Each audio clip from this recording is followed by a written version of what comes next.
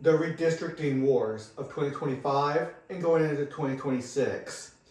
I want to talk to you about how redistricting can make a 50-50 state, 50% Republican, 50% Democrat, like a 90% Republican state, or and 10% Democrat, or the other way around, 10% Republican, 90% Democrats. How can it be that dramatic of a change? Let's go over some of the numbers and my proposal to do competitive representative agencies, but that's going to be at the end. Let's just go over some of the numbers. So we have 100 seat, let's say a House of Delegates or a state legislative seats. And we're going to do a state that has roughly 50% Republicans, 50% Democrats, roughly 10 million people, 5 million Republicans, 5 million Democrats, and so we have the numbers here. And if Republicans get to draw the districts, you can replace that with Democrats drawing the districts, and we'll go back and forth a little bit. So basically what we do is the state's not uniform. Some areas are 90% to 10%, 90% Democrat, 10% Republican. But you don't get that big of an area with that dramatic of a change. But 80-20% are doable. And if you can't get that, 70-30 is definitely doable in many parts of the state. So let's keep on going. So how do we do that? We take 10 districts and we make it 80% Democrats. So you get the high inner city Democrat votes and you bunch them together and you make a district out of there. That's 10 districts, that's 1 million people. So you take basically 800,000 Democrats and only 200,000 Republicans out of the mix, and the rest of the state, the other 96 seats, are Republican districts. Not that safe, R plus 6%. You have about 53 to 46% run rate there, but you still get 90-10. And if a few Democrats squeak by with that slim margin, that's still not a big problem. But that's not that big of a problem, and you don't want to waive election going to Democrats to flip more seats. So what if we just do Republicans give Democrats 20 really safe seats? Again, Republicans are drawing the districts. It can be the Democrats drawing the districts as well. But right now we're just talking about that. So 20 Democrat seats, 20 at a 60% margin, 80-20. You're taking a ton of Democrats out of the system in those 20 districts, so it's super safe. But it leaves a lot less Democrats in the rest of the states, or other 80 districts. So you have 80 districts, but now we have 15% margin, a 42 to 57% margin. Republicans win 80-20, and 20% is not that much power. When you have 80-20, it's veto-proof majority for the Republicans. Same thing if Democrats did the same thing. So that's what, when you go all the way redistricting, when you just look for raw political power, what would you do? But let's say we make every district as close you can to 50%, 50%. You take all the 90% precincts, 90-10% precincts, all the 70-30s, all the 60-40s, and you just snake it around so almost every district is 50-50. First of all, that would be very, very expensive. You would likely have 80 Republicans or 20 Democrats on the wave election years for Republicans. Like when the Democrats president, usually Republicans win more. If the Republicans president, usually the Democrats win more. So it could be wild swings. Super expensive. Politicians would hate it because they would not have safe seats. Major turnover rate. Low continuity of legislation. Most states would have fewer than 20% of the districts that are, so they don't like doing that. Most states only give about 20% of the districts that are even competitive, where big money is spent on those. Now more examples. I will focus on 100 states, legislative districts, so state legislators. So if a state legislator can do this for the congressional districts as well, and I'll bring up a couple examples of that in a minute. The state is not uniform. Always remember that. Some areas are as much as 90-10, but 80-20 is doable, and that's usually only for about 20 or 30% of the seats. You could do that. it'd be harder to do that with all of them to get up to 40%. But we're going to go over the numbers. So I will show examples of Republicans at 60-40 over Dems, 55-45, 50-50, 45-55. You see the thing. And would we even dare going almost a 2-to-1 ratio, Republicans having 35%, Democrats having 65%, could Republicans actually still win? I'll show you some examples of that. Probably not, but I'll show you some numbers. So 100 districts, a 60% to 40%. It would be very, very bad looking for the Republicans to take 100% of the seats, although they could. They could make each one a very close to 60-40 and give Republicans a 20-point margin in every district. So they just have to snake it just right. But it doesn't harm Republicans at all to give them a few seats, just so there's a little bit of controversy in the legislative branch and everything, even though the Democrats wouldn't have any power, or the Republicans wouldn't have any powers if the Democrats did this. So with this, let's see what could happen. Let's just do the numbers. You got 6 million Republicans, 4 million Democrats. The Republicans draw the seats. They do 10 districts at 80%, leaving 5.8 million Republicans to 3.2 million Democrats. So they make everybody super safe. At the R plus 34%, or the Democrats have R plus, D plus 60%. But Republicans still win 90% of the seats. Democrats win 10% of the seats, or they could take all of it, but it just wouldn't look good. If Democrats gain popularity, 55 to 45, Republicans still have a 10-point margin. Yeah, give the Democrats now 20 seats. Still not enough power to do anything with. But let's just go through the math right there. I'm not going to go over it all, or you can just pause if you want to. But you can just see that Republicans gave Democrats 20 seats and left 80 safe seats for Republicans with a 27% margin. So R plus 27%. So yeah, it's only a 10% margin for the whole state. Like the governor's race would be a 10-point margin, but Republicans could still take 80% to 20% with very, very safe seats. If Democrats gain popularity at 50-50, so let's say the governorship is neck and neck within a percentage point, Republicans still draw the districts. Or you can say Democrats draw the districts and just do it the other way around. So let's say Republicans say, okay, we'll give Democrats 25 districts. We're going to keep 75% for Republicans. So 25% at 80% Democrats. Again, it gets a little bit harder to get 80%. You might have to do some 70-30. But you still have very safe seats for Democrats. And you're leaving 4.5 million voters for Republicans and 3 million Democrat voters in the other 80 districts. So it's a 60-40 split, or R plus 20 for 75 seats. So you got 75 very safe seats for Republicans and 25 seats for Democrats. It's a 50-50 state. So that's how significant redistricting wars can be and how unfair it can be. So let's say Democrats gain popularity. Now they have 55% margin. Republicans have 45%. But Republicans still drew the districts because they had the majority from before. So, and the districts were drawn just right. So now they draw the districts with 35 districts at 80% Democrats. Again, you might not be able to get quite that much. You can definitely get 70-30. So you can still do this. Maybe you have to give Democrats a little bit more districts to get the numbers you need. But that leaves 3.8 million Republicans and 2.7 million Democrats. Just look at the math. You can pause it. But it gives R plus 16% for 65 Republican districts.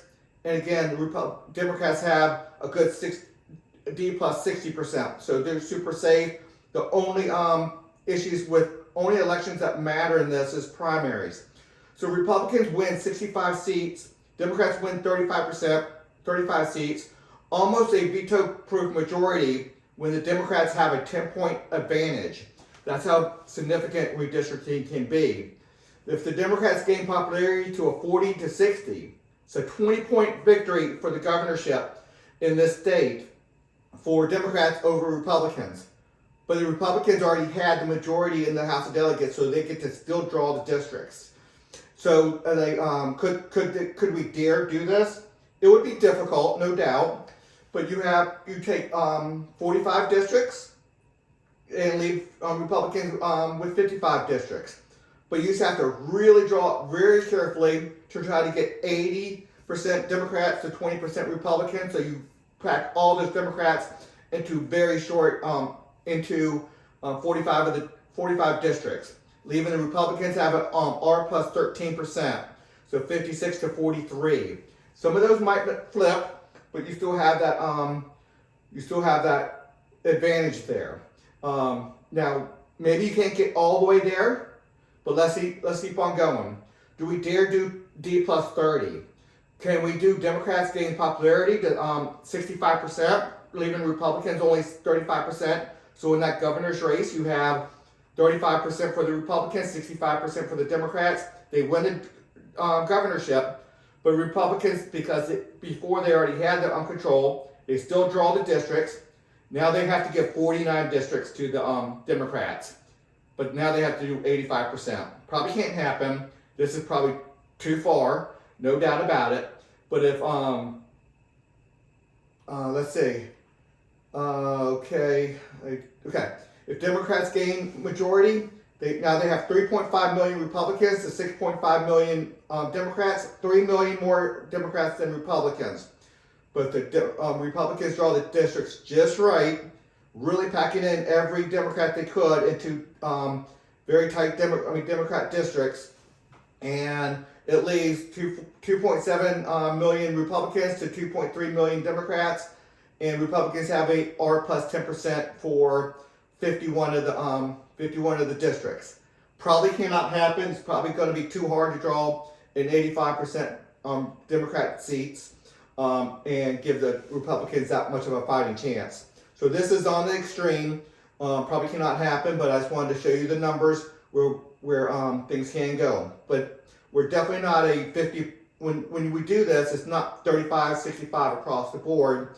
It is Republicans are very heavy in some areas. Democrats are very heavy in the other areas, and you can draw this if you need to. So just go to the extreme, it can be done. 35% Republicans, 65% Democrats. Democrats have a 2-to-1 majority, and they only get 49% of the districts, leaving 51% to the Republicans. Republicans still keep a majority of the state legislators with only a 35% statewide vote. Again, that's to the extreme. And but the day that Republicans lose 2 more seats, the Democrats redraw the districts, and they can easily take 100% of the seats without doubt. You saw from the other slides. Whoever draws the districts gets to have tremendous amount of power. Okay, so the Republicans draw the districts statewide. You see the numbers here. I won't do it all the way, but Republicans, they're generous to give Democrats 10% of the districts when they have a 60 to 40, because they can take all of it. Then Republicans take 80%, or 75%, or 65%, or 55% of the districts, and finally 51% of the districts. Again, some might get a little too extreme. Maybe you can't draw it just right to do that, but you see the power of this. So for Congress, well, I'll show you an example of Indiana in a minute. If Congress and the Democrats draw the maps, you got 6 million Republicans, 4 million Democrats. So Republicans are 60-40 advantage. So a 20-point margin. But if the Democrats draw the map, or let's say the court draws the map and the judge is more of a Democrat, they could pack 80% districts for the Republicans and give the Democrats an easy 6 seats, not with the high majority, but D plus 6%, and the Republicans have a very strong 60% majority in the other 4. So Republicans only have 4 seats out of 10. Democrats win 6, even though the Republicans are a 60% majority. So way out of whack there. But the Republicans drew the districts. They could easily go 10-0. And I'll show you an example of that in Indiana in a minute. A little bit different numbers, but very, very close to this, where if you have a 60-40 split, and Republicans win 10 out of the 10 congressional seats. Okay, real life example. 60% Republican Indiana. So Indiana on the president at least is a 60-40. What is it on the governor? It was only 54-41. So not as wide. But let's keep on going. Republicans grouped 2 heavily Democratic districts to make the other 7 Republican districts a wider margin, thus safer for the GOP. So you see right here and right there, 2 tiny districts, most likely heavy inner city, where Democrats have a major advantage, and a lot more compact, a lot more population density. So you do that, and the rest of the state goes in easy Republicans. So, but Republicans said there's a redistricting war. Republicans said, well, we can carve out a little bit of those 2 blue districts and make all the districts red. So they created a map. I think it just failed to go through. Some of the Indiana senators, I believe it was, said no. So, but they do have a map that would represent where it's R plus whatever in all 9 of the districts. So Indiana is one of the I believe it has 9 districts here, and it's going to stay 7-2, I believe. But they did have a position to go 9-0. It just didn't get voted on successfully. Okay, let's look at the state legislative bodies. You see the 10-40. This is state senate. 80% to 20%, because there's only 50 state senators. And so the Democrats, because they don't have the majority, they didn't draw it, they get 20% of the state senate. Of the state House of Delegates, or lower house, it's not House of Delegates, I don't believe in Indiana, the state legislative lower seats. And anyway, the Democrats have 30%, and Republicans have the 70% of the 100 district map of the lower chamber there. So it's a 70-30, even though it's not a 70-30 in the statewide governorship. So so we have 80% to 20% or 30 to 70. Republicans have overwhelming power. They have this governorship. They have veto-proof majority in this. So it's not where Democrats have 41% representation, Republicans have 54. It is 80-20 or 70-30, significantly outside of what it is. So are people being represented correctly? So the 2025, and we're going into 2026, I'm sure it's going to continue. It's led by California and Texas, where they're about a 45 to 55% state. For Texas, I think California is more like 60-40, but they want to have 80 to 85, 90% of the congressional, federal congressional seats by drawing the maps going to their party. Texas going Republican, California going Democrats. So they just want to draw it just right, bulking in all the Republicans into districts at very high percentages, so the rest of the districts can be to their party's liking, whether it's Texas or California. And every state wants to get involved. I see Virginia wants to get involved, and right now it's like I think 13 seats, and I think it's like 7-6 right now. Easily, if the Democrats put plans into effect, they could get to a 10-1, 9-2, 10-1. No, I did that wrong. 13 seats. So leave Republicans with 1 or 2 seats, if not 0 seats. It wouldn't be that hard because we just had a Virginia election where Democrats won probably 55 to 45 on some of that stuff, maybe a 13 to 14% margin. depends on what you want to look at. So I want to go to a competitive representative agencies where we have more proportional voting. So I want, this is going to be changing how Americans are represented in government. I don't want elections anymore. I want selections.